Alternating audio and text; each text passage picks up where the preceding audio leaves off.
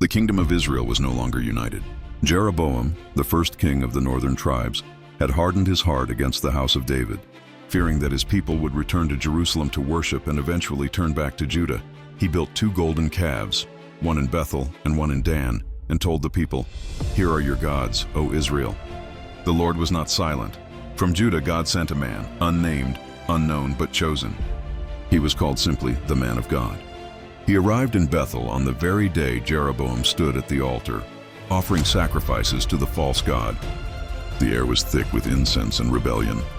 Priests chanted, the crowd bowed, and then a voice cut through the ceremony. "O altar, altar, thus says the Lord, a son named Josiah will be born to the house of David. On you he will sacrifice the priests of these high places, and human bones will be burned on you." The people gasped. The king turned. Jeroboam stretched out his hand and shouted, "Seize him!" But the hand that pointed stiffened in the air. The king could not pull it back.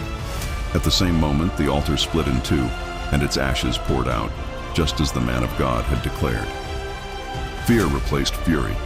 Jeroboam's face changed. His voice broke. "Please, entreat the Lord your God for me. Pray that my hand may be restored." And the man of God did. At his prayer, the king's hand was healed. Strength returned, blood flowed again. Grateful and perhaps hoping to gain favor, Jeroboam said, "Come home with me. Eat with me. I will reward you." But the man of God shook his head. "I was commanded by the Lord. You shall not eat bread or drink water there, and you shall not return by the way you came." So he turned and left, obedient, resolute, and alone. Thus in Bethel lived an old prophet. He had not stood at the altar that day. He had not spoken when God's name was being dishonored. But when his sons told him what the man of God had done, his spirit stirred. "Which way did he go?" They showed him. The old prophet saddled his donkey and rode after him. When he found him sitting under an oak tree, resting from the long road, he said, "Come home with me and eat." The man of God answered just as he had before, "No, I was commanded by the Lord not to eat or drink here, and not to return the same way." Then the old prophet said something that changed everything. "So was I. I am a prophet like you." And an angel spoke to me by the word of the Lord, saying, "Bring him back with you, that he may eat and drink." But the text is clear. He lied. The man of God paused. The voice of God had spoken clearly before. But now another voice, familiar, religious, confident, claimed the same authority. And tragically, he listened. He went back. He ate, he drank.